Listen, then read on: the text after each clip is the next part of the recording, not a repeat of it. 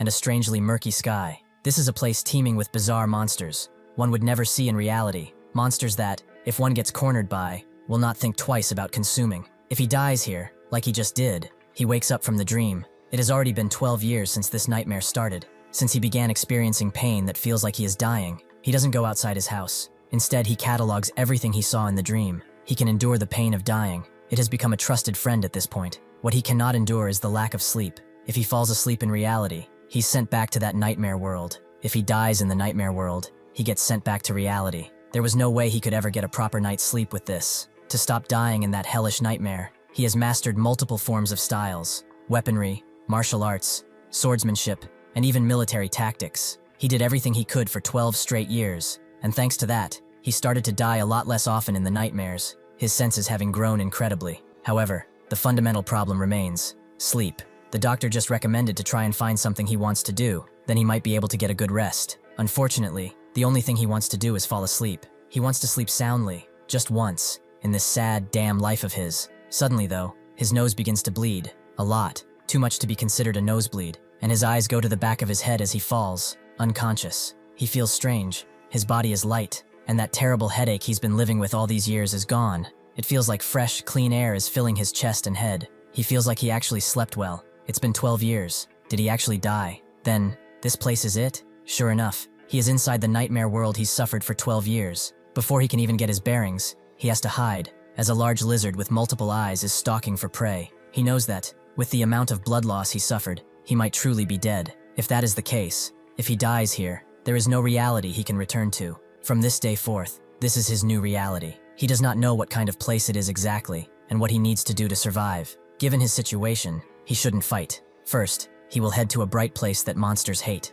However, a slow, sadistic smirk grows on his lips, and he draws his blade. For some reason, he does not want to run away but rather fight. Is it because he fell asleep deeply for the first time in ages? Or because this body is younger than his real one? The lizard, noticing the bite-sized morsel next to it, decides to charge in. He is not too worried. His entire body is screaming at him to fight and to survive. He puts his sword up and cuts the lizard in half. His eyes two pointed pricks of fury. He wipes away the blood on his blade with a swipe, and then carves into the beast's flesh, finding something akin to a core deep inside. He grabs it, and slowly begins to consume it. Until he is done, he promises to himself, in this dark fantasy world, he will survive, no matter what it takes. First though, he will have to go to a brighter place. He continues living in this strange realm. He enjoys the restful sleep he has been having. It has been 1 month since he crossed to this place. He continues heading from the pitch-black darkness of this forest toward the light. And just because he feels like fighting now doesn't mean he goes hunting, because risking his life for fun is simply madness. He watches as a big creature eats a snake, Jin thinking that he can't help feeling the urge to fight. The only times he does hunt, however, is when he needs food, and when he gets especially hungry. After taking down a creature, he does what he always does, eat its core, as this is the essence inside the monster's bodies, something he can obtain power with. Eating this gives him a chance to gain the monster's power. Ever since he started eating this, adapting to this place has become easier and easier. One more fact he discovered is that this body seemed to belong to someone with the status of a third-class mercenary. He is also surprised that he can read the writing here. This mark, this wood thing, suggests that people are living somewhere in this world, and he can see the light through the trees. As he continues making his way though, he finds an actual bear trap. This is human-made, meaning that there must be people nearby. He rushes out of the forest and finds a clearing through the forest, actually finding a homestead with a house and all. Surprised, he walks inside. Instead, he finds a book on a nearby table titled The Demonic Realm Chronicles. He opens it and is shocked by the contents. This is the history of this place, and the terms used are recorded in such a meticulous way that, for him to survive in this world, this book is absolutely necessary. Suddenly though, the owner of the home makes his way inside and points his crossbow at the man, asking who he is. He should answer him cleanly, or he will put a hole through his head without preamble. The man is glad to see someone else. However, does he mistake him for just a robber? He apologizes, telling him not to misunderstand. There was just a house in such a remote area, so he came out of curiosity. The old man tells him to get lost, as he has no quarrel with him. The man understands, however. By any chance could he possibly lend this book to him? He wants to read it. If he needs to pay a price, then he will. The old man asks what he will do if he refuses, and the man thinks that he absolutely needs this book to survive. If that is the case, then he might actually just become a robber. As he slowly pulls out his blade, he doesn't know how strong this old man is, but he doesn't feel like he would lose. The old man sighs and agrees. A robber wouldn't talk about wanting to read a book. It's nice to meet him. He's Hector. The man is glad to see that he has lowered his guard and introduces himself as Kim Woo-jin. Hector thinks that's a rather peculiar name, so Kim tells him to just call him Jin if that's the case. His name certainly must be hard to pronounce,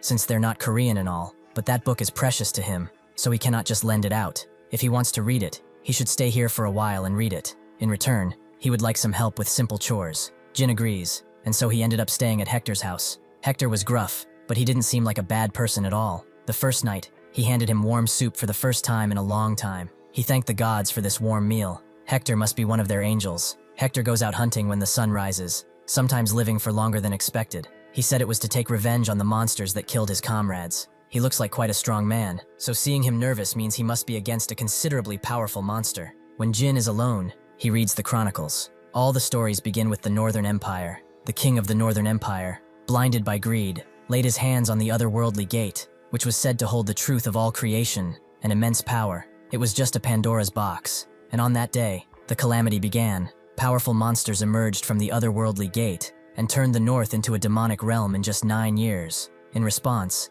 humanity united many factions to form an Order Alliance. The Order Alliance built a barrier to stop the spread of the demonic realm. Jin thinks about it. As suspected, there's a lot of useful information in this book. However, they say the deeper one goes into the demonic realm, the stronger the monsters are. Come to think of it, monsters got weaker as he headed towards the light, right? As he thinks, Hector charges back. Just how deep inside the demonic realm has he been wandering all this time, and how strong is he in this place? Hector is being chased by a bunch of wolves and one werewolf, it seems like. They all charge at him, wanting to end his life, and Hector, seeing that he is getting out, runs and stops and shoots 3 true bolts at them. The werewolf simply smashes through them with ease, surprising the old man. But as he continues running away, he sees Jin walking outside, wielding his blade. Hector tells him to run, as it's dangerous here, but Jin actually charges in, his eyes glowing a fiery red. He jumps up and arrives over the werewolf, who tries to grab at him, but Jin is too fast, and cuts his entire arm clean in half before moving onto his body, swinging in an extremely wide arc. Seeing their master fall, the other wolves simply stare and growl at him. Hector is shocked. He took down a werewolf in a single slash. Jin is interested in only one thing, though. Is a monster like this considered strong? Hector asks if he is really asking if a werewolf is strong. He admits that it is, incredibly so. Jin understands. Then he will hear the rest of the details after he deals with the entire pack. There are a lot of wolves about, but they don't seem that strong. There are about 40, by his calculation, just enough to screw him over if he is careless. Instead of fighting all of them, he will slice the throat of the second one that looks to be second in command, considering the werewolf is dead and has shattered their morale. He looks at the red wolf, seeing its exceptionally large build and twin tails. He must be the second in command. He unleashes his aura, thinking that this is the one he must kill first. But the red wolf, seeing what he is fighting, kinda looks at the ground, then just simply dashes away as fast as possible, telling the others to do the exact same. The wolves, shocked by the cowardice of their second in command, decide to run away too, thinking that this clearly isn't worth it. Hector is shocked they actually ran away, those wolves who are known for their bravery and pride, noting that he sure knows how to assess a situation with that. They go and make the werewolf into a pelt. Hector guesses that at least 40 gold coins is the bounty on the head of the werewolf he killed. Jin asks if that's a lot of money, and Hector confirms as such. Enough to live comfortably without working for at least 7 years. Jin is shocked. Such a high bounty for such a weakling. But more importantly, if a trash monster like a werewolf has such a high bounty, then what about the stuff he defeated deeper down in the forest? Whenever he is in short of cash, he'll just need to find and kill similar ones, and he will keep raking in a huge amount of money. Perhaps life here might be easier than the last 12 years he spent not sleeping. Hector grabs a bunch of things and drops them in a group. He should take all of this and go to the Pioneer Village, as that place is the place marked on the map, and find a man named Jacob. He will buy that hide for a fair price. Jin asks if it's okay for him to give him something this valuable, but Hector notes that he killed the werewolf, so he is simply paying the price. Did he not tell him? He extends a shaky hand forward and thanks him for getting his revenge.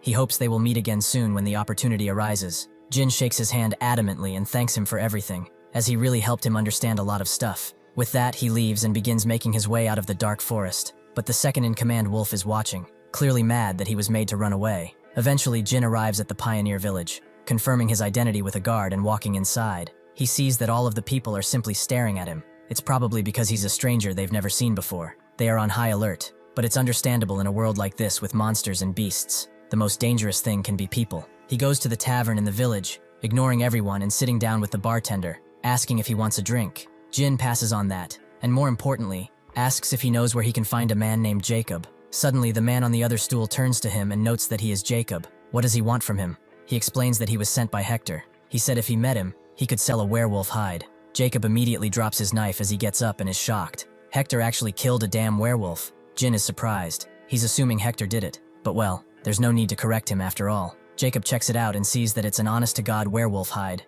making everyone whisper about it. Did that old man Hector finally do it? Jacob smiles though. As expected, he knew that bastard could pull it off. Immediately, Jin gets circled by a bunch of ruffians, and he asks what they are all doing. Jacob wonders if he can't tell by looking. He should get lost while he is asking nicely, and he might just spare his life. Jin sighs. Scammer faces don't lie after all. Hector sent him here because he trusts him. Has he always done business with this intent? Jacob tells him to watch his damn mouth. He simply made an investment. Hector was located extremely far away, and so supplying him actually caused a loss more than a win. He needs this hide to make up for all the losses he's accumulated, right? Jin stares at him, wondering if he should kill him. He really shouldn't though. He is pissed off. But he can't kill a person over a mere hide. This bastard should be glad that he is a nice guy. Before he can finish that thought, Jacob throws the beer he ordered at his face, and tells him to try not to be clever and get lost while he's still nice. Jin says nothing, gets up and begins walking away, the others making way for him. Jacob thinks that he made a smart choice, but actually Jin went to block the doorway. He tells Jacob that if he intended to scam someone from the very beginning, he should have gone for the neck and not the back. Jacob laughs. He takes back what he said about him being smart. He really doesn't seem to value his life, does he? A bunch of Jacob's thugs charge in with their blades, but Jin is done holding back. Damn guys like them, he won't feel bad about killing them. He deflects the strike of the first thug, making his hands quiver, and then moves in, cutting him up twice. Another larger brute tries to unleash his mighty axe on Jin, but he simply gets out of the way and throws a table at the brute before slashing through it, proving that he is more than just a mercenary. Jacob is scared shitless now. Where did this monster pop out from? A fighter this strong in this area? There's no way he wouldn't know him. Whatever. At this rate, they will all just die for nothing. Jin takes care of a bastard trying to be an assassin and clashes shoulder to shoulder with a muscular brute before striking him in the chest and slashing him down to size. Seeing that he has no remorse over taking lives and the calm sense he has about him, Jacob orders everyone to run, and they all jump through the window of the inn, only to be met by the Red Wolf. What the hell is this monster doing in a village? Jin gets out too and sees the Red Wolf, wondering what it's doing here. Does it perhaps want to die too? The Red Wolf, seeing that he doesn't get it, whimpers and begins showing its belly, rolling around on the ground in a state of absolute submission. This confuses everyone, and Jin is rather irked by this unsightly behavior. However, if he understood it, he should be able to do this. He points at one of the men and tells the Red Wolf to bite immediately. He gets up and charges in at the man, sinking his teeth into the man's jugular and pulling everything out. Jin is impressed. This might actually be rather nice. The Red Wolf takes care of the other two men as well, leaving only Jacob. He wonders what he should do now. He needs to get out of this situation first. Since this bastard is a moron, he'll probably let it go if he apologized a few times. He gets on his knees and begs to be spared, as he will do anything he tells him. Naturally, he is already thinking of revenge. He will have this bastard's head sooner or later. In response, Jin puts the blade near his head, cutting through his scalp, and wonders if this bastard really is taking him for a pushover. In the past, when he said his salary hadn't come in, the factory manager told him to let it slide just this once. Back then, because he was soft-hearted, he had no choice but to accept. However, he should not have done that. Once he nailed down the salary that was a week late, it got delayed by a month, then two. At some point, when he was asking again, the factory manager began screaming at him, noting that they should stick together, and that he was selfish. It felt really shitty living month to month, but he did learn a lesson back then though. Jacob, seeing that his back is turned to him, grins widely and pulls out a hidden knife, charging rather slowly at Jin. Thus, he just turns around and grabs his hand. Guys like him who scam do not know the meaning of remorse, so he shouldn't either. Jacob knows he can't do anything, and with a swipe of his sword, Jin takes him out, making his head roll in the air. This time, he will never be taken as a pushover again. Now that he is done with this, he should be concerned about this matter. What should he do with him? The Red Wolf hands him a pouch of coins he found on the bodies, and seeing that it's useful, he asks if he wants to tag along. The Red Wolf just pushes him gently with his head, seeking comfort, and Jin just pets him. He's a pretty clever thing, huh? Well, they will get along from now on then. Jin finds a spot to rest, an inn that can take a Red Wolf anyway, and is pleased that he got another perfect deep sleep. This is a morning so refreshing that he could feel he could fly. He begins stretching with a Red Wolf, and then goes outside to wash his garments and such. He thinks that he killed a person for the very first time, and it wasn't just one or two, but a lot of them. However, why doesn't he feel guilty at all? Is it because they were scum? No. The emotion he felt back then was the same as when he was hunting monsters. It was that same thrill. There is definitely something inside of him that is starting to change, slowly but surely. Is he cursed or something? Well, he survived, so that's good, right? One thing is certain. His His life here will be vastly different from his original life. He won't suffer absurdity, and live in abundance, and simply enjoy the present, whatever it brings. He walks away from the Pioneer City village to the 5th Pioneer City. First, he needs to sell the pelt. He tells the Red Wolf to stay nearby and keep out of sight while he is inside. According to the chronicles, to receive a monster's bounty, he has to visit the Order Alliance. It's said there's a branch of the Order Alliance here in the Pioneer City. He goes to the Order Alliance branch building and asks if this is where he can sell bounties. The clerk there confirms that this is where he can sell bounties. Jin puts the heavy pelt on the reception desk, noting that he is here to collect. The receptionist thinks that this is just some dog skin. This isn't the place where he can pull off pranks he knows. However, as he begins to unfurl it, he sees that it's an honest-to-God werewolf pelt. Did he catch this by himself? Jin confirms that he did so earlier. Naturally, he gets immediately invited inside and placed at a comfortable table. A few short moments later, another man arrives, apologizing for the wait. Given the amount involved, they had to make sure the pelt was real, so it took a little time. Since the pelt is genuine, this is the reward promised. He should check it to make sure it's right. Jin takes it. This is enough money to live lazily for at least 7 years. It didn't feel real until he saw it in person. He feels a trembling, which is different from the hunt. Money is definitely a good thing, no matter which plane of existence he's in. As he enjoys his spoils, the man asks if he wouldn't be interested in taking in another request. It happens that he has a favor to ask. Jin is pleased to hear this request. The man confirms that a monster recently appeared in a nearby quarry and is causing quite the disturbance. The quarry is dangerous because of the monster, so workers can't go in, and since they can't mine bloodstone, money isn't circulating in the city that well. The entire city is actually on the brink of ruin. They say it's a monster stronger than a werewolf, but he feels like he could handle it. Jin says that perhaps he can. What kind of monster is it? Mad Skull. It's a monster with a bounty of 70 gold coins. Jin remembers that he has read about Mad Skull in the chronicles, and it's also one of the things he has faced before. It has an extremely hard skull and insane aggression. It had toughness and strength incomparable to a werewolf or even 10. It's no wonder they are struggling. It took him a month to kill it for the first time, and he died about 28 times, if not 30. The man asks if he thinks he can handle it, and in response, Jin grins and confirms as such. It seems that his next prey has been decided. With this in mind, Jin makes his way to the quarry.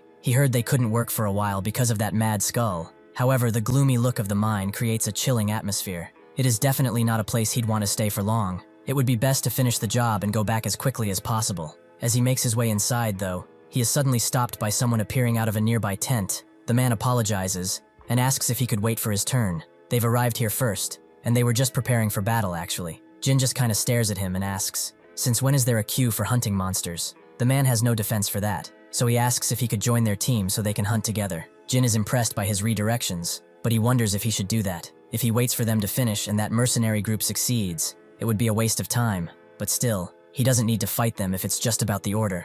Even though he would have to share the loot with this mercenary group, it might be better to work together, right? However, it seems that he can't easily trust people around here. He notes that he has plenty of people, so why does he want to bring him along? The man notes that it's pretty embarrassing to admit, but he wants to prioritize safety over performance. He thinks it would be a big help if he joined them. He is strong, isn't he? Jin wonders why he is speaking formally all of a sudden. As expected, these bastards are fundamentally weak against the strong. He asks why he thinks he is strong, but the man just points at Red Wolf, noting that this thing wouldn't be following him if it weren't strong. Another woman who is petting Red Wolf notes that wolf monsters are known for their independence. Even the Order Alliance hasn't been able to tame them. It's amazing to see one following a human so well. Jin is surprised. He told Matt to stay hidden, so when did he come out? They offered him meat, didn't they? Meat cuisine of this world that he hasn't even tasted yet. The Red Wolf, sensing that his master is a bit iffy about what he did, throws the piece of meat toward him reluctantly. Jin is a bit appalled at first, wondering what this beast takes him for, but he can't deny the glistening of the meat. His body is reacting on its own. Come to think of it, when was the last time he had a real meat dish? Ah, but a dog was eating that, wasn't it? It was also on the ground. Can he let go of his dignity before he can pick it up? The woman stops him and notes that if he's hungry, he should have some for himself. Jin looks at her like a starving man. Perhaps this is a goddess he can trust. With this, they all go inside of the mines, and Jin enjoys the piece of meat. It's simply delicious. It has savory juices overflowing, and a spiciness resembling Sichuan cuisine. It's a taste that cannot be compared to the monster meat he ate to survive. The woman notes that they haven't been able to introduce themselves, right? The man introduces himself as Johan, captain of the Black Marlin mercenary group, and the woman introduces herself as Claire. Jin introduces himself as well, Jin, and the man notes that it's nice to meet him. If he has any questions, he should feel free to ask at any time. Eventually, they arrive at their spot. This is where they will be fighting the Mad Skull. He tells the trap team to set up the nets. He asks the spear team to move to their assigned post. He also tells Claire that they should get started too, right? Jin watches with a careful eye and sees that she is practicing magic, right? This is the magic mentioned in the chronicles. It is much more dazzling than the descriptions let it out to be. She begins chanting, asking in the name of Claire to send blessings upon this land, and casts Feather Step on Johan. He notes that her buffs are excellent as always, and he has 3 minutes at best, and 5 at the most. Jin is amazed. Johan, who seemed to be more like a slug, has suddenly become much faster. This is magic. Huh? Could he use it too if he learned? Another man notes that they can't dally. The Mad Skull will be here soon. If even one person makes a mistake, they could all die, so they should stay sharp. Jin was handed a spear too. This plan, driving the monster into a trap and pouring firepower into it, isn't bad. However, will this strategy really work against a Mad Skull? Eventually, Johan arrives with the lured beast and immediately gets out of the way, allowing the trap team to use a mighty net and pull, trapping the Mad Skull within. With that, the spear team takes position and throws their spears around, making the beast writhe in pain. However, this also causes it to thrash about, allowing the trap team to lose control of the net. Jin can see from his vantage point that this really isn't good. They are being overpowered. They all try to hold it properly, but even if there are so many of them, they can't seem to tie up the beast. Sure enough, the net breaks under pressure, and sensing magic, it immediately goes after Claire, who certainly won't have enough time to chant another spell. Before anything can happen, Jin gets in front of her and stops the Mad Skull with sheer force, holding the beast's tusks with his hands. Claire tells him that it's dangerous, and that he should get away, but Jin tells her not to worry because he knows how to take down a Mad Skull after all. Suddenly, the Mad Skull throws its head up, and then crashes the tusks down on Jin, who unsheaths his blade, and manages to deflect the strike. However, this causes his hand to quiver. He thought he had gotten stronger, but this Mad Skull, it definitely has incredible raw power. Suddenly though, it charges in again. Suddenly though, he feels a wave of magic around him, and he crashes into the air next to Claire. This must be that magic buff. His body feels incredibly light. It feels like he just put down a 30-kilogram pack he was carrying. He smiles. As with this, he should be able to hunt it much more easily using that certain method. Johan and the others arrive, noting that they will help too, but he tells them to stay back. As for now, this will be much easier to do alone. He begins to lead the Mad Skull away, who charges in adamantly. To defeat one of these beasts, one only needs to know a few things. Even if it's called a Mad Skull, it is basically just a pig, or a boar. It runs fast in a straight line, but turning for it is incredibly difficult. First, he'll use that to stop it dead in its tracks, making it crash into the walls again and again. Suddenly it smashes so hard that they get out of the quarry, but thanks to the power the Mad Skull used, it trips and falls on the ground roughly. Jin is impressed by the power of the buff. It looks like it's struggling even more with chasing him. This is good. Now he must move on to the next step.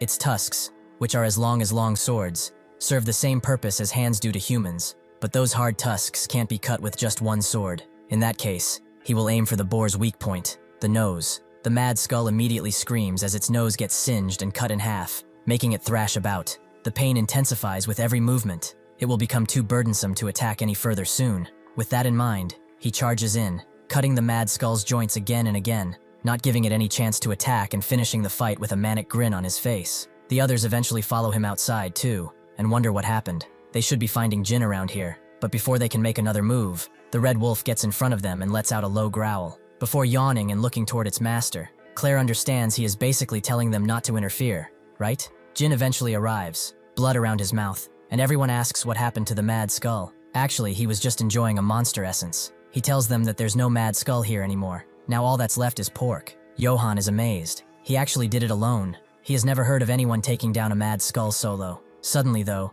the Red Wolf smells something and growls toward the entrance of the quarry. Another Mad Skull appears, with much shorter tusks but still just as mad. Johan can't believe that there's another one there. It wasn't supposed to be one. So he tells everyone to prepare for battle. However, Claire tells him to stop as she sees that this is a female Mad Skull, and it has piglets. Those piglets look around with worry, and the Mad Skull mother basically pleads with them using her eyes. With that, she just leads her piglets away, leaving their defeated father to his fate. Claire guesses that they must have been planning to raise their young here, making them feel kind of bad. Anyway, they are all glad it left peacefully, although Jin doesn't really know what to think. That night in the 5th Pioneer City, they rent the entire tavern, and Johan thanks everyone for their great work without anyone getting seriously injured. He can't tell them how happy he is that they caught the Mad Skull. Now it is the highlight of the hunt, the flower of their labor. Actually, it's settlement time. Everyone cheers, and Claire looks at the bags of money before her. Wasn't there a word supposed to be 70 gold coins? But this looks way more than that.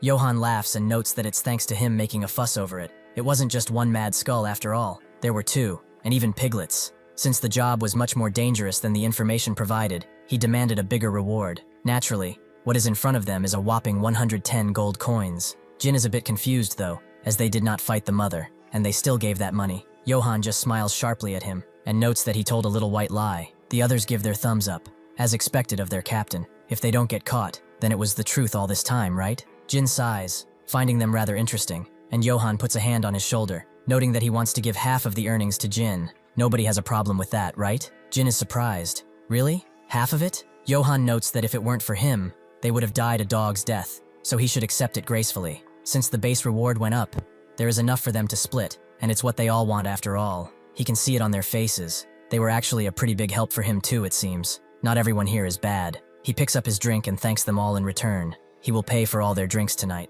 Everyone cheers for him, and they begin to chug barrels of beer. But suddenly Jin sees Claire going somewhere. He asks what she's doing, and she explains that she's going to practice some magic. Interested, Jin follows after her, and sees her practicing her mana with her hands out. For some reason, she must be really tired. Training right after a hunt is really impressive, but should he try learning it too? That morning, as they pack up the spoils to be sold, Claire asks if he really wants to learn magic. If he does, he shouldn't worry, as she can certainly teach him. She actually wanted to give something as a gift anyway. When the Mad Skull charged them, he saved her, unlike a certain someone that's next to her. Teaching him magic is the least she can do. If a mercenary group that doesn't even protect their mages, which is one of the basics in combat, asked her to teach them, she would naturally refuse. But Jin is different, isn't he? Johan intervenes, noting that magic isn't something one can learn overnight, right? They have to leave this village in 2 days. Anyways, Claire continues pouting and tells him that Jin can come with them. But Johan left wondering why a strong monster hunter like him would follow some mercenaries like them. A brave wolf is usually most comfortable alone. It would be rude for the likes of them to intrude on his great journey. Jin just kind of stares at him, as it's not really like that. He doesn't have anything to do. This guy is making him feel like he has to save face for no reason. Should he tell a little lie too? He clears his throat and asks what their next destination is. Johan explains that it's the 4th Pioneer City. He heard there is a big job over there. Jin seems lost in thought for a moment and explains that he actually was planning to go there too. Perhaps he could accompany them and learn magic on the way, right? Johan and Claire nod at each other, glad to see that their strategy worked, and they immediately clap him on the back, noting that it's a real coincidence. It's great for them to have a reliable ally like him, right? Jin just smiles, noting that the next destination has been decided. They begin walking out of the Pioneer City and are accompanied by a Tarask, a monster which has undergone selective breeding as a means of transport, and it's one of the few monsters tamed by humanity. Jin has read about them in the chronicles. It seems they used it as a pack animal instead of horses. It's absolutely massive too. Johan tells everyone to keep going, as they have a long way to go. That night, Jin tries to learn magic with Claire. Learning something new is always difficult. At first, there are a dozen reasons why learning is hard, but the hardest among them is the one requiring repetitive effort in any task. There are parts where growth is only possible through constant repetition. However, growth in that area is naturally slow, and can even stagnate in some cases. Repeating the same thing during a plateau is very painful. However, he is used to the pain, and very patient. The 12 years of pain he has endured to survive in the demonic realm have made him grow even tougher than before. He just needs to repeat it until it works, and one night he begins to see the magic around, something he is getting used to already. Claire claps as she sees this. He just succeeded in feeling the magic. Jin guesses that was mana. To think it took 10 days just to feel mana, it certainly is a difficult step. Claire notes that, if she is honest, he is a little, well, a lot, on the slow side, but it's still pretty good. Some people with absolutely no talent could even go their entire lives without feeling mana. Now they will move on to the second stage. She takes out a vial of something blue and pours it in a goblet before telling him to undress and putting on a glove. Jin grumbles about this but does so, and Claire begins painting something on his back. Jin asks what she is doing, and she explains that she can inject mana into his body with this. She is basically making a path. When it's all done, she notes that she will be injecting mana into him now, so he should try to feel it pretty well now. Jin agrees, and Claire begins making him immediately feel a surge of mana all around him. It's on a totally different scale than what he felt earlier. It's deep inside his body. He can feel something thicker than even blood flowing. Claire asks if he can feel it, and he confirms as such. He feels something flowing in his body, an incredible power. Claire explains that he has taken the first step to using magic. There are 3 basic stages of learning: feeling mana, storing mana in the body, and utilizing the magic. Since he has succeeded in the first stage already, they will move on to the second stage. She will control the mana and send it towards his heart. What he needs to do is use the sensation of holding his breath to create a vessel in his body to store that magic. Jin understands and begins concentrating as he does so, allowing Claire to start. However, as soon as she begins doing that, she sees something, a mighty praying mantis feeding on beasts. As it turns to face her, she sees that it has hundreds of eyes, all predatory and gleaming with ancient power. Claire is shocked to feel such an ominous energy, but this can't be. Before she can wonder who or what it is from, her mana begins to get sucked in through Jin's new core. At this rate, all of her mana will be drained, and she won't be able to do anything before that can happen. The red wolf uses one of its tails and drags her away, putting her down gently. Claire is shocked. Did he sense she was in danger and came to help her maybe? Jin is a bit concerned too, as she falls to the ground and asks if she's all right. Claire doesn't say anything, catching her breath. What she saw earlier was his mental world. It's when a person's power and nature take shape and appear in the form of a world. Since it depends on the life that person has lived up until now, the mental world varies by person. But for such an ominous presence to exist in his mental world, what could be the reason? She knows only one. She gets up slowly and tells Jin to please answer honestly. Did he perhaps ever ingest an internal core? Jin asks what she means, and she explains that she means the crystal found inside of a monster's body. Jin calls them monster essence actually, and he confirms that he has eaten some of them. Claire is increasingly more worried now, and asks how many he ate. Jin doesn't really know the number. He has started eating them as he started hunting monsters, so he's been eating them constantly for about 10 years. If she's asking for a number, it could be thousands or tens of thousands, but why? Is that some kind of problem? Claire naturally agrees that it's a problem. If a human eats an internal core, then they either die or turn into a monster themselves. Karma, which is also known as retribution, is the name of the turbid energy found inside the demonic realm. The living beings that absorb it gain bizarre abilities in their body, and the monster core is a nucleus formed by that karma which has been accumulating in the body. As they continue walking and Jin talks with Johan, Claire is bothered by what she knows. The Dark Priest, that's what she's thinking about. When the otherworldly gate opened, and that karma swallowed the world, there were humans who followed the monsters that absorbed the karma and began calling them angels. Those guys ate monster cores. Some even sacrificed humans to monsters. They were madmen. Jin has told her that night that he had eaten monster cores and a lot of them. Could he also be a dark priest? However, that really shouldn't be the case. If he were a dark priest, he wouldn't admit to eating monster cores that easily, nor show her his mental world, right? But is that not a stranger? Even if he didn't know monster cores were dangerous, why is he going around and eating such gross things like their cooked eggs? He truly is a mysterious man. Jin, unbeknownst to her, saw other monsters eating monster cores and began copying them. She grabs his attention, noting that whatever the case, he must stop eating monster cores from this day forward. He is lucky he is still alive, as he could have really died. Jin wonders if that's so. She is saying that eating monster cores kills a person, but there's a perfectly fine living witness right in front of her. Is that information wrong? If it's correct, then is the fact that he felt nothing after killing those people and the fact that he keeps wanting to fight because of the monster cores. He walks forward, noting that he will try, but Claire isn't satisfied with that. He should absolutely stop and never touch them again. If he keeps eating monster cores, it's not just his life that's at risk. He won't be able to use magic either. This shocks Jin. Really, he won't be able to use magic. Claire can't believe that that's what got his attention and size. In his current state, it will be difficult to use mana manifestation, but he shouldn't worry too much, as at least he should be able to use mana arts eventually. They arrive at a fourth pioneer city where everyone is gathered up in the plaza. There are so many mercenaries gathered around here. Claire tells him that it's too early to be surprised. The scale of this request is one thing, but it's also being overseen by a holy knight, Raymond of all people. Jin is rather impressed by him. He's got an intense aura that can't be compared to mercenaries. He can tell from a glance that he is no ordinary human. Do a lot of people usually gather when a holy knight is in charge? Claire explains that this is because it's a request from the golden bug wolf. Jin is happy to hear that golden bug. Is it like an insect-type monster? Claire asks if he really doesn't know about the golden bug, but Jin just acts confused. Johan explains that the golden bug is the greatest businessman. He's a tycoon with so many assets that he is considered one of the richest people in the entire world, basically. However, he suddenly died recently too. Jin asks if he was killed, and Johan notes that there are rumors like that, but nothing is certain. Jin doesn't understand though. If he is dead, why are so many people gathered around again? Johan explains that the golden bug has two sons. Since they have inherited the golden bug wolf legacy, someone has to move the two sons' fortune inside the barrier. That is the request this time. Jin understands. Moving the fortune of a tycoon, no wonder so many people gathered around. Suddenly their names are called forward from the tent. The black mercenary group should present themselves at once. Hearing this, Johan catches Jin by surprise, and notes that it's an important moment. He should come with him for a second though. Inside, Johan presents Jin like he's a gem, noting that this is their mercenary group's top power. This is a person who caught a mad skull and even tamed a wolf. Outside, murmurs are being heard. They have heard of this rumored mad skull crusher, but he doesn't look that strong. Jin asks what nonsense this is, and Johan tells him to put up with it for a bit, and things will go well. Good is good, right? Raymond looks at them a bit sternly, and notes that they will be awarded 100 gold coins. They will depart tomorrow as soon as the sun rises, so they should keep that in mind.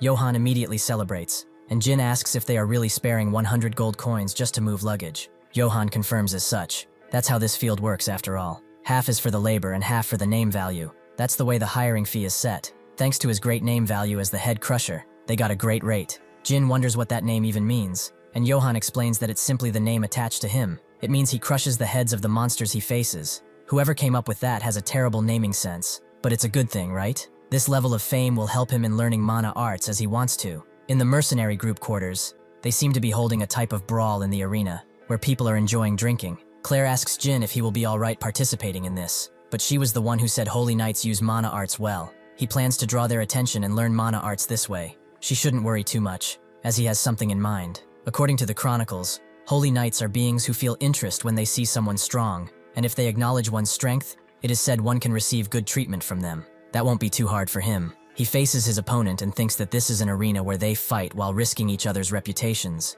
He will draw the holy knight's attention here. His first opponent moves in a boxing way, but Jin just weaves his jab and punches him in the face before using his own body as a pillar to smash his head. The people think that the head crusher is living up to his title, and opponents gather up to fight him. Jin, however, just looks at Raymond, as he got his attention. However, although he can't be satisfied with just his attention, the real fight starts now. To make the holy knight take him seriously, he needs to defeat more and more guys. If he defeats 2 or 3 like that, he'll wonder where a guy like him came from, but when he defeats 10, it will get more interesting. If he's a real knight, he will think something like this. He would want to put his apprentice knight against him, which is Rex, who doesn't really want to fight a mere mercenary. When that moment comes, that's when Jin springs the trap. He refuses, as that's how the negotiations to learn mana arts begin. Everyone is shocked as they hear him refuse, and Rex himself is pretty mad. Why would he refuse? Raymond, however, remains calm and asks if he is hurt anywhere. Jin says that he is not, so Raymond doesn't understand why he is refusing the duel. Jin explains that he is a mercenary after all,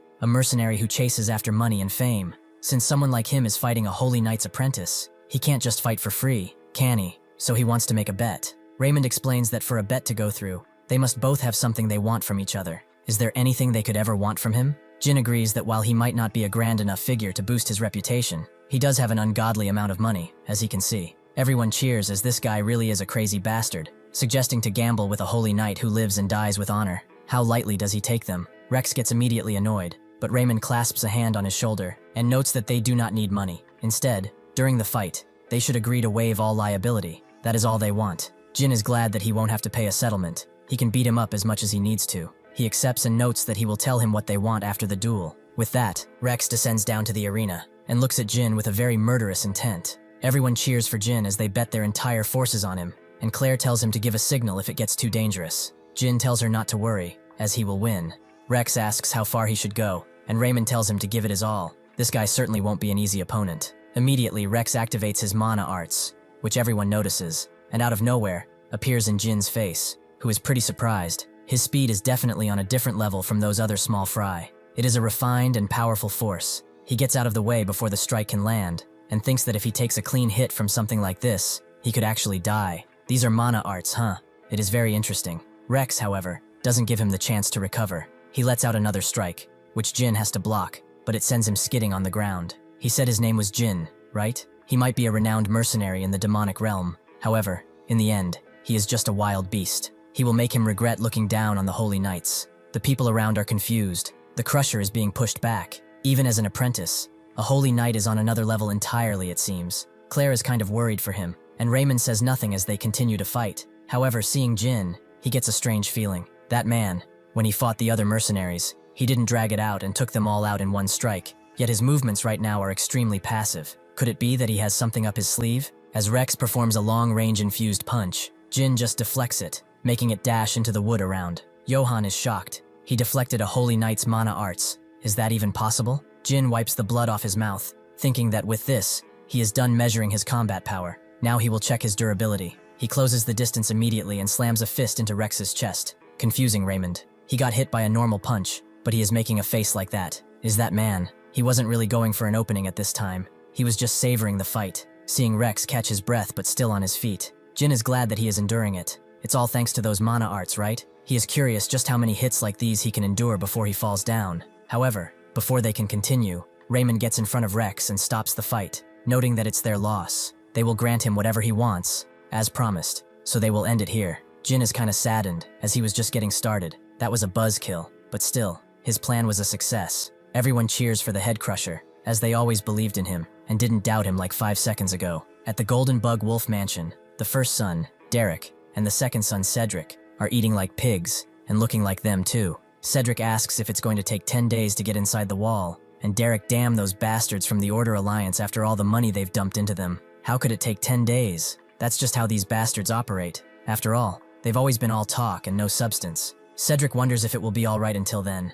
but Derek feels there's nothing else they can do. They just have to pray their bodies hold out until then, and keep their hunger at bay. Mana arts utilize mana like a part of the body to enhance one's weapon and body. Anyone with a bit of talent can use it. However, depending on one's proficiency, it's said to be a basic technique capable of splintering mountains and seas. For example, what Raymond is doing now is the Sacred Fire Slash, and he cuts 3 trees down at once. Rex claps at him.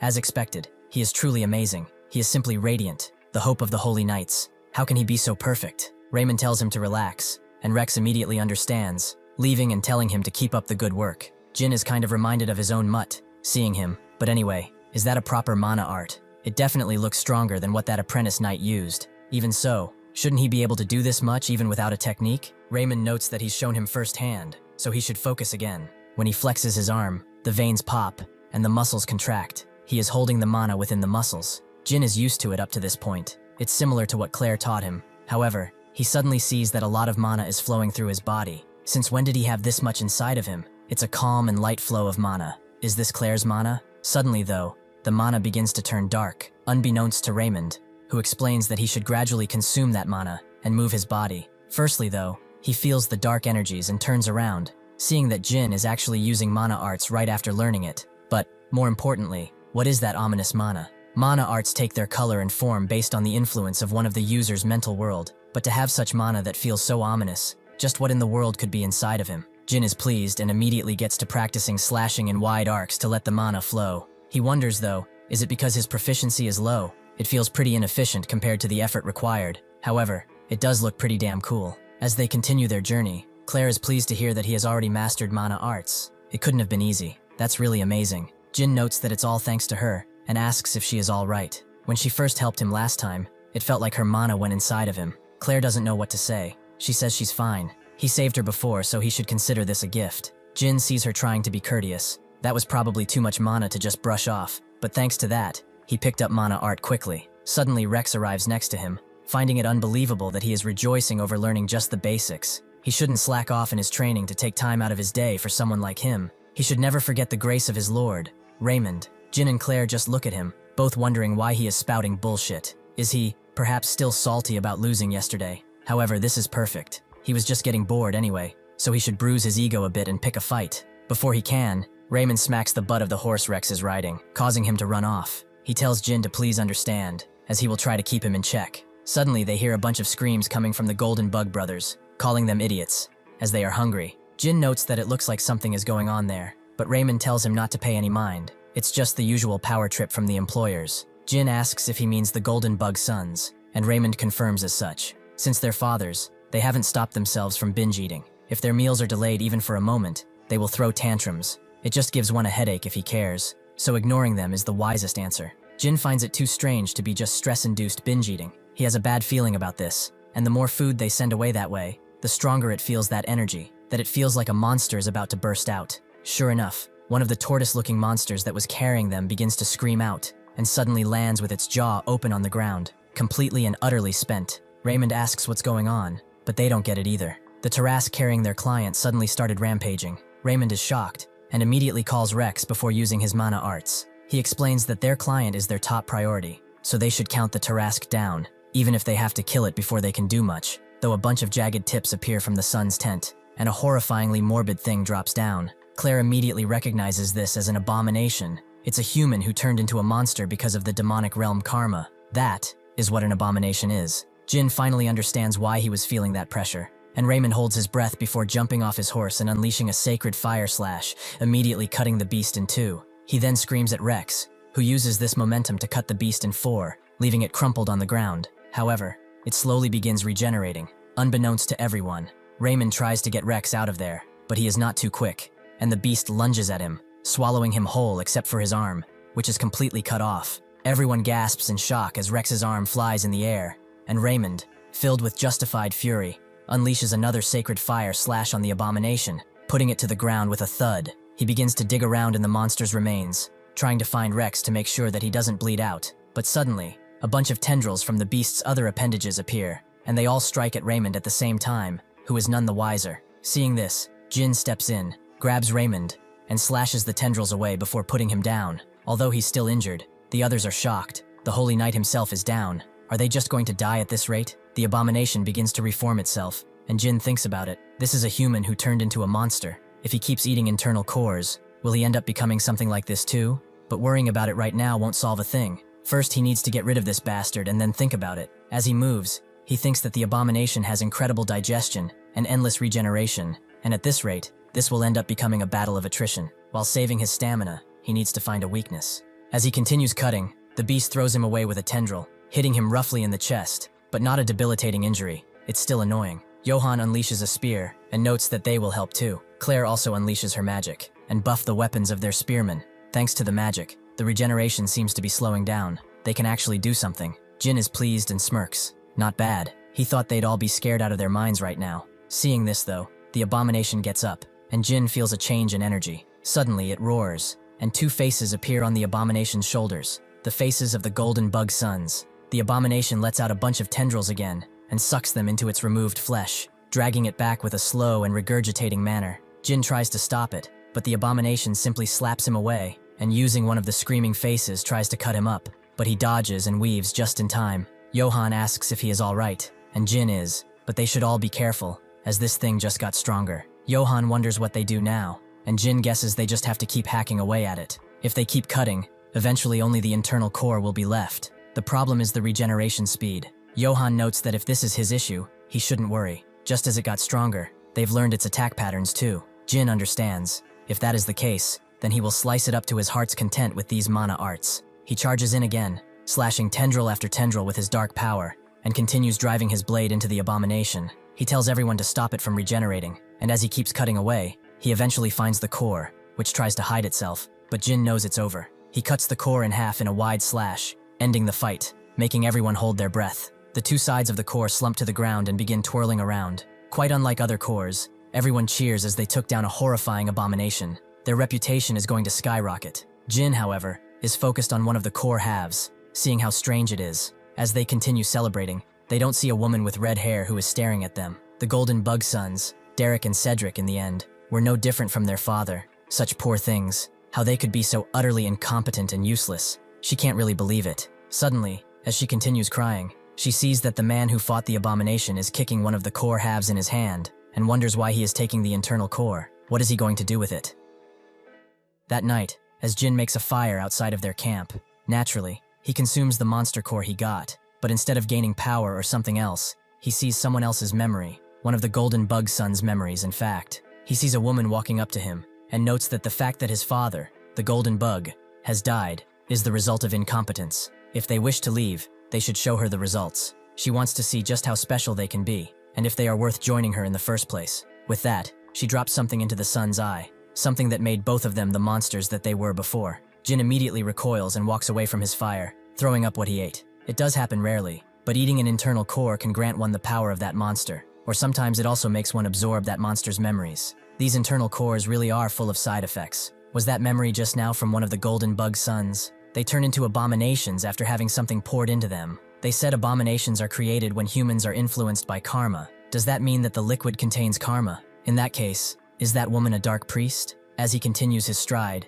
in the morning, Claire comes up to him, noting that they have to leave now, but sees that he is pretty sweaty, and his breath is ragged. She asks what happened and wonders if he ate another internal monster core. Jin pauses, wondering how to explain that he saw a monster's memories as a mere side effect of an internal core. Saying unnecessary things might cause a misunderstanding, so he keeps it a secret, noting that it's nothing. The dark priest woman looks at him for a bit, and then at the group he just joined. She wonders if he's plotting something. To think someone who eats raw internal cores is doing the same work as the Order Alliance. She is getting curious. When they meet again, will it be as allies or as enemies? Before leaving, Raymond holds a ceremony for Rex, offering prayers to Ea, the god of harmony. Rex was braver than anyone and dedicated his entire life to peace, so he hopes she will watch him so that his life's passing is not in vain. Jin thinks that even though they only dueled once, he looks young, so it's really a shame that he died. Suddenly though, Raymond feels a shadow fall over him and sees that it's a red wolf, which is standing upon the ridge under which they buried Rex. Raymond immediately bows down and gives thanks, making Jin wonder what he is doing. Raymond expresses gratitude for the comfort Ea, the god of harmony, has given them. The red wolf, according to their order's view, is considered the closest companion to Ea, so the fact that a red wolf has appeared means that Ea is comforting them. Jin scratches his cheek and notes that it's just his pet mutt, which Raymond calls blasphemy. How dare he call the red wolf a mutt? Furthermore, that monster is not a species that can be tamed. Jin sighs as he knew he wouldn't believe him, and tells Mutt to stop acting and come here at once. The red wolf, sensing his master's adamancy, immediately jumps down and acts like a submissive dog, even holding out his paw and everything. Raymond is shocked. The red wolf is a monster that even the Order could not tame, so how could a mere individual do it? Jin explains that he just killed the werewolf, and this thing has been following him ever since. Raymond just wonders what's with this guy, but seeing the red wolf stand over Rex's grave, he asks a favor. If the red wolf does not have a name yet, he wants him to name it Rex. For one, taking a monster that their species considers sacred and calling it a mutt is inappropriate. Secondly, with the single-minded resolve to purify the entire demonic realm, he wishes for Rex's will, which fought against the evil, not to end here, because he did not let go of his sword until the very end. He pleads with him to let that red wolf carry on his legacy. Jin thinks about it for a bit and asks Mutt if he's okay with it, and he nods, so Jin confirms that, from this moment forth, he shall be Rex. Before they can continue further, an old man appears and apologizes if he appeared at the wrong time. Raymond recognizes him. He is an elder, the elder of the third pioneer city, Bo, which means he is one of the highest authorities in the area. Everyone walks up, and Raymond greets the elder with Bo, apologizing for visiting during such a grieving time. Raymond tells him to pay no mind, and asks what brings him here. Bo explains that he's come because an investigation is underway regarding the deaths of the Golden Bug sons. Raymond is confused. Does he still think their deaths were the work of these people? Jin did not expect to be under suspicion with the others, but it makes sense. The clients died while they were transporting their massive fortune, so it's only natural to suspect the mercenaries. Raymond asks if his evidence was not enough, but Bo says otherwise. It was plenty. However, as to how they ended up turning into abominations, nothing has been revealed yet. He can smell the stench of a dark priest all over this incident. So what does he think? When Bo calls Jin by his name, Jin is surprised to see that he actually knows his name, and asks if he is really suspecting him of being a dark priest. They are taken to the third pioneer city, Vitra Arena. Bo explains that people who are as strong as he usually start showing their talents from a young age, but he just appeared out of nowhere one day and started pulling off one massive feat after another. On top of that, he coincidentally got involved in the abomination incident. Doesn't he think that is highly suspicious? Jin is surprised. Well, people around here seem to keep tabs on who's strong, but if that's the case, it does make sense why it might seem shady, especially since he is not from this world. However, he simply can't understand. What does that have to do with him sparring with him? Raymond agrees that the mercenary just got out of a battle not long ago, so his body might not be in a perfect condition for fighting. Bo doesn't really care. Is he saying he's refusing to cooperate with the investigation? Both can see that he is completely unreasonable, and Jin wonders what he should do. He can't just beat up a guy who suspects him of being a dark priest, all because he is strong and all. Plus, fighting an old man like him might be troublesome too. Bo can sense his worry. He has a lot on his mind, huh? Is he worried because he is so old? He appreciates the thought, but there is no need for his consideration. The reason he rose to a position of elder was purely due to his own strength. Jin can see how fast he is, and then Bo unleashes a great bell strike right into Jin, sending him flying into a wall. Raymond explains that the Vitra monks are martial artists who possess incredible combat prowess, and the elder is one of the strongest among them. He mustn't let his guard down even for a second. Bo charges in again, believing that he is being a bit biased if he keeps taking this side. This old man might get jealous and lose control of his strength. He rushes in again, but Jin dodges this strike and pushes off the wall, striking Bo with his blade at the same time. Jin is surprised that Bo caught his blade with his bare hands. His strikes really hurt a lot, though they hit the exact same spot the abomination got him in. Wait, his body is completely healed. Those injuries from fighting the abomination should have left him bedridden for at least 2 weeks, right? Even the damage from that attack now is just healing. Wait, perhaps eating that abomination's monster core gave him regeneration abilities. If that's so, this is a jackpot. He continues clashing with Bo, who notes that he really is not injured from the battle. He sure knows how to get an old man riled up. He would love to spar with him more if time allowed, but he can't act childishly now that he's confirmed the rumors about his strength. It's time to move on to the next step. He begins using the mind's eye, right on Jin.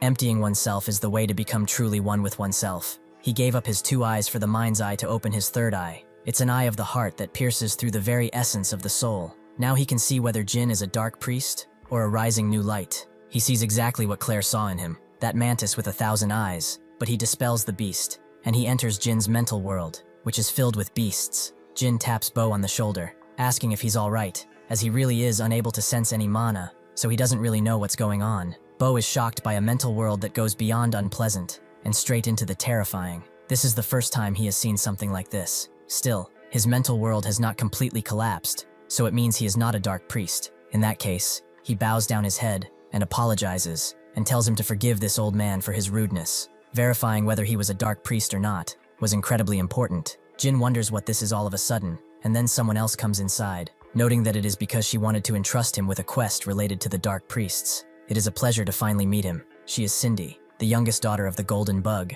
Jin begins walking through the forest with Bo and Cindy, who notes that this is not the first time an abomination has appeared like this. Recently, with the 3rd pioneer city as the epicenter, many people have been turning into them. Even the surrounding forests are becoming corrupted into the Nemoric realm. Eventually, they arrive at a spot Cindy mentioned, the Rift Core. It's an object that spreads the demonic realm. Areas where a rift core appears gradually turn into the demonic realm. A bunch of priests are there, praying the core away, and a bunch of alchemists are also spraying something on it, effectively purifying it. It does not seem like an easy task, however. Jin wonders, wasn't the power of karma supposed to weaken the further one gets from the Northern Empire? Something like this happening is really weird, right? Cindy confirms as such. It means there is someone behind it, a dark priest. If the number of abominations and rift cores continues to increase at this current rate, the 3rd pioneer city that they worked so hard to build will face greater dangers. Bo confirms as such, and in worst-case scenarios, they could lose the entire city. That is why they meticulously tried to find the Dark Priest's hideout, and they've finally found a suspected location. With that said, would he join them in the extermination operation in 2 weeks? Cindy confirms he will be compensated with the highest level of pay. Now Jin understands this is what they wanted him for. Bo, the elder of the pioneer city, and Cindy, the only one left from the Golden Bug family. It's a request from Big Shots. So is he finally being acknowledged? The next morning, as they continue their escort mission, Claire notes that she was pretty worried about Jin. If he is being famed as a dark priest, death was naturally given, and she heard there was brutal torture involved too. Jin didn't hear about any of that, so he's glad things got cleared up. Finally, they arrive at the city behind the walls. The walled city urges. It's on a scale that it's incomparable to the pioneer cities, but it's the safest place in the world. Jin wonders if he will be able to live here someday. However, now is not the time. He goes up to Raymond, who nods and tells everyone to take a short break. Jin tells Johan that he's leaving for the 3rd pioneer city, as he got a new request, and he knows it's a bit sudden. He knows that going their separate ways after a job is done is how it usually goes in this business, but it's always a bit sad. Jin agrees and asks what they will do now. Johan knows that they will have some drinks, and then probably drink some more with someone next to him. Agreeing, Jin asks Claire what she is going to do, and she guesses that she will have to start looking for another job. Jin wonders if she did not make enough money. Claire agrees this was a decent payout, but she is still far short of the money she needs to go to the magic tower. She calls herself a mage, but in the end, she has only gathered common knowledge, so her skills are barely passable. Well, it's not like she has a problem making a living right now, right? It's just that she got greedy and wants to learn higher tier magic. That's why she has been saving up money to attend the Magic Academy, where one can learn higher class magic. Jin guesses it is something like a university, and earning money just to study is pretty admirable. He hums a bit before pulling another bag out of his pack and asking if this is enough. That bag is filled with coins to help her get to the magic tower. Claire is immediately confused, noting that she couldn't possibly be that shameless. How could she accept such a huge sum? Jin knows that he is not giving it away for free. He's giving it because he is indebted to her, so she should consider it a gift. Claire is still hesitant, so Jin just throws the bag in her hands and turns slightly, noting that they'll see each other again sometime in the future. Claire blushes slightly, which turns into a more furious one, and then she grabs Jin's poncho, thanking him, and noting that she will definitely repay this favor. Jin nods, and tells everyone to take care. With that, he turns around and begins walking away. Rex wakes up too and gives a nod to Raymond, who smiles and tells him to take care and protect his master. As Jin walks inside the 3rd pioneer city, he glances at the walls where Bo and Cindy are staying, with Cindy noting that Bo said nothing would happen, but seeing him come out here like this, he must be worried too. Bo asks what she's talking about,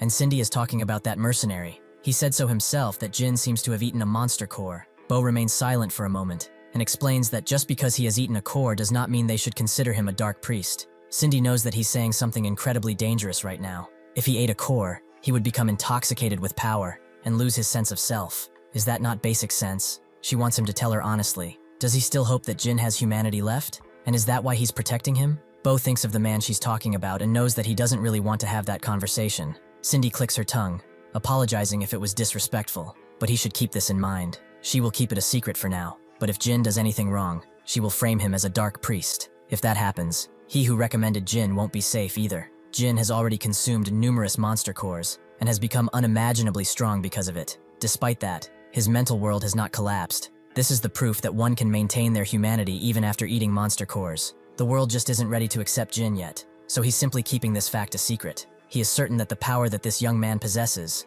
will be one that will bring great hope to this world. Jin is a part of the first expeditionary force, with the guards there beginning to chant something. Just as there is a time to love and a time to hate, if there is a time for peace, there is a time to fight. He pointed to my hands and commanded me to hold a sword, and pointed to my heart, saying to annihilate evil with faith. Suddenly, their chant is a little broken by Jin, just smacking his forehead with a rock and putting it down. He counts to 600, and his forehead completely regenerates. This is a special ability he obtained after a long time of eating monster cores, regeneration. To heal a simple bruise, it took about 10 minutes, and the fracture he got from the abomination healed in 2 days. Then, if his arm gets cut off, would it be possible to regenerate within a month? This is why he ate monster cores. He wants to try using it in actual combat right away. Suddenly someone comes, noting he heard his name was Head Crusher. But was that about crushing his own head? Jin apologizes if he startled them. There was something he wanted to try out. This is the Expeditionary Force Supreme Commander, the Order of Harmony, Roland. He denies worrying them.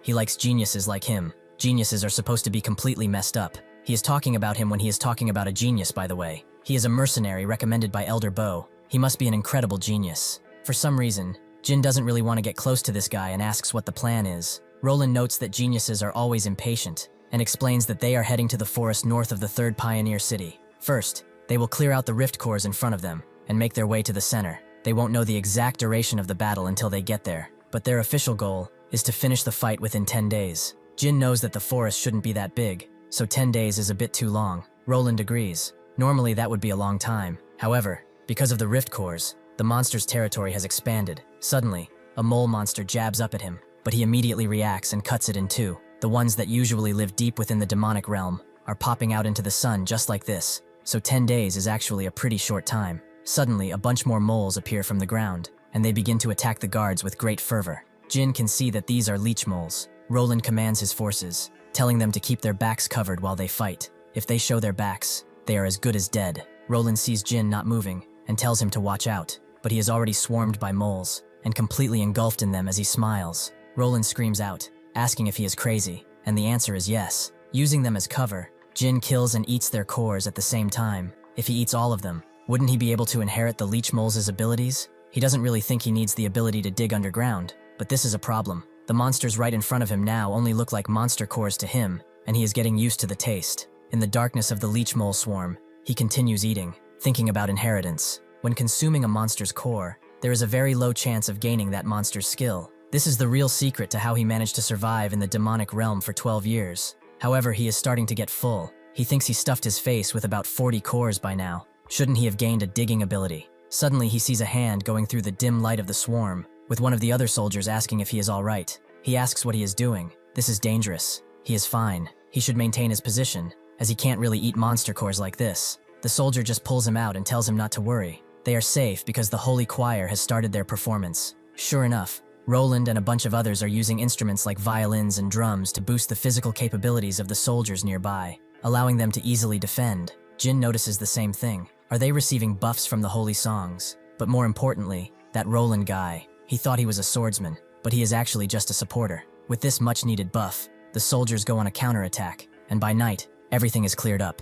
One of the soldiers explains that they will be recording their performances, so everyone who participated in today's battle should gather around, as the recorded results will reflect their rewards. While they do so, a bunch of soldiers just talk about Jin, unable to figure him out. He was smashing his head with a rock and now charged into the middle of the monsters, and now he's just digging in dirt. Jin is doing so to see if he got a digging ability, but it seems that he hasn't. Gaining an inheritance definitely requires some luck. Roland comes into his tent, asking if his body is all right, and Jin apologizes for startling him earlier. Roland denies it. His fighting today was impressive. Honestly, when he jumped right into that horde of monsters, he thought he was definitely going to die, but he proved himself with the results in the end. He heard he hunted 267 leech moles, right? The average soldier only took about 4 or 5, while even the holy knights were only around 100 to 150. Prodigies really are different. Jin scoffs. If he had just focused on hunting instead of stuffing his face with monster cores, the number would have been completely reversed. Jin asks if he is part of the support force, and Roland immediately blushes, asking what about it. Is he looking down on supporters? Jin just thought he was someone interested in raw power, so he was just surprised, since that was not what he expected. Roland clears his throat, noting that he saw right through him. In his heart, he's the kind of man who wants to wield a blade too. The thing is, the reason the Order Alliance fights is for peace. Countless people have lost their homes, and are dying because of the demonic realm's encroaching territory. In a world like this, he chose the role where he could be of the most help. His swordsmanship is only slightly better than average, but his musical skills are top tier, even within the Order Alliance. Jin is surprised when he keeps talking about prodigies, geniuses, and whatever else. He thought he'd be an annoying guy, but he seems like a much more decent person than he thought. Jin notes that he wants to see his performance sometime, and he agrees. 1 week later, as they continue their advance, they hold a meeting inside the command tent. Roland explains that advancing into the Mnemoric realm, while destroying numerous rift cores, is a dangerous task. They have faced kobolds, and even large-eared monsters. It's definitely true that the deeper they go, the stronger the monsters become.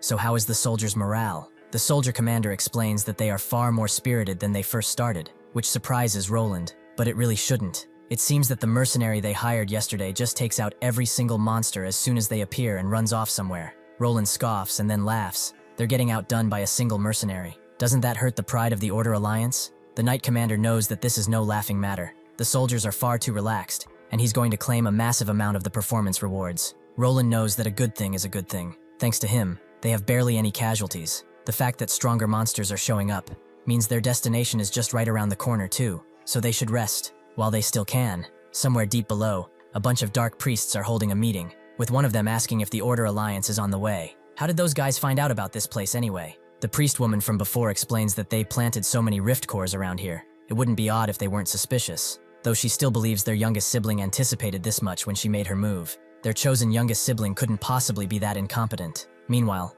the one below them, standing on a similar pillar, tells them not to worry. The defenders always have the advantage over the attackers. The enemy's reaction was only slightly earlier than expected. Either way, it will not interfere with the great plan of darkness. Eventually, Roland and the entire Order Alliance group find the giant hole that is filled with webs, and naturally, spiders. Roland asks a priest if they are sure this is the destination, and the priest confirms as such. The demonic realm's corrupted energy is concentrated here. Roland has never even heard of a place like this. This is bewildering, to say the least. Jin also believes this seems a bit strange. Normally, it's advantageous to fight from high ground, but to dig a deep hole and build a hideout in it, strange. Roland guesses that it's to avoid exposure, but then Jin notes they would have just dug a tunnel. In his opinion, it could also be a trap.